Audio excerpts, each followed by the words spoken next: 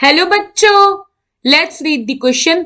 2-phenyl propene on acidic hydration gives option A 2-phenyl 2-propanol, option B 2-phenyl 1-propanol, option C 3-phenyl 1-propanol and option D 1-phenyl 2-propanol।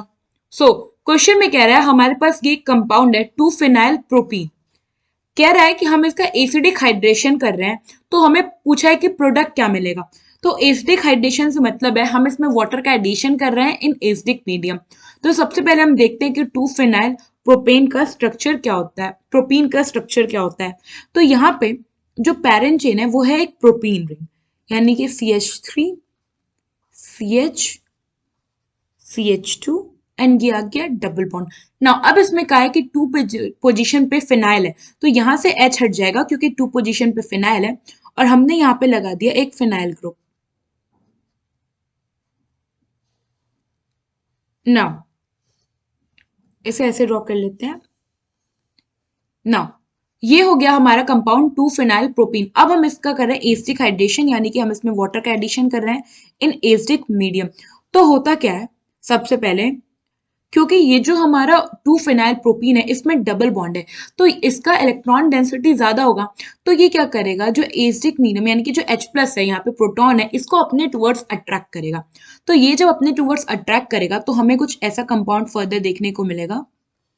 यहाँ पे होगा CH3, यहाँ पे आ गया phenyl group and यहाँ पे आ गया पॉजिटिव चार्ज। क्योंकि देखिए अगर H+ अटैक कर रहा है, लोन पे H+ को अपने पास बुला रहा है, तो दो पॉसिबिलिटी होगी, या तो यहाँ पे कैटायन बनेगा या तो यहाँ पे कैटायन बनेगा।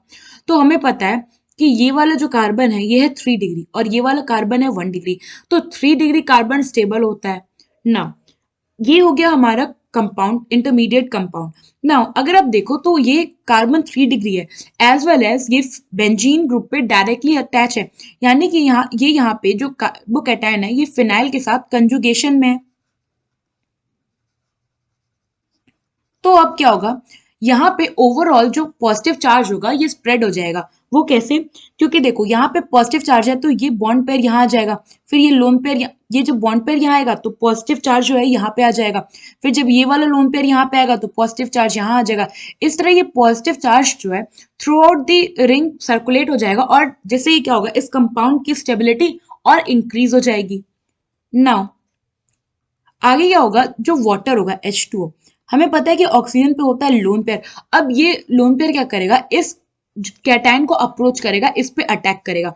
तो जब ये इस कैटायन पे अटैक करेगा तो यहाँ पे हमें कुछ ऐसा कंपाउंड देखने को मिलेगा। ये हो गया कार्बन, ये हो गया CH2 ग्रुप, ये हो गया CH3 ग्रुप, यहाँ पे हो गया बेंजीन रिंग एंड यहाँ पे हो गया ऑक्सीजन जिसपे हैं 2 हाइड्रोजन। ना अब क्योंकि ऑक्सीजन ने 3 बॉन्ड कर लिया, इस पे आ जाएगा एक प्लस चार्ज।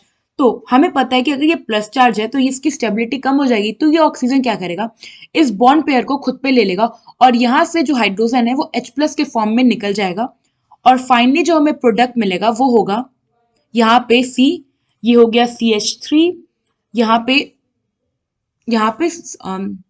CH3 होगा, यहाँ पे CH3 होगा, यहाँ पे भी CH3 होगा, ये हो गया CH3 एंड यहाँ पे हो गया हमारा बेंजीन रिंग एंड यहाँ पे हो गया हम OH ग्रुप। तो ये हो गया फाइनल कंपाउंड यहाँ पे। और अगर हम इसका नेमिंग देखें तो इसका जो IUPAC नेम होगा उसके लिए हम क्या करेंगे, पहले पेरेंट चेन डिसाइड करेंगे और पेरेंट चेन वो होगा जिसमें फंक्शनल ग्रुप होगा।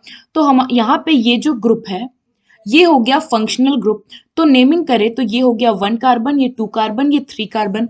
और देखो अगर आप तो 2 कार्बन पे यहाँ पे सब्सटीट्यूट ग्रुप लगाए तो जो कि है एक, जैसे हम जब एज अ प्रीफिक्स लिखेंगे तो हम यूज करेंगे फिनाइल ग्रुप, तो क्या हो जाएगा इसका naming 2-phenyl, then parent chain which is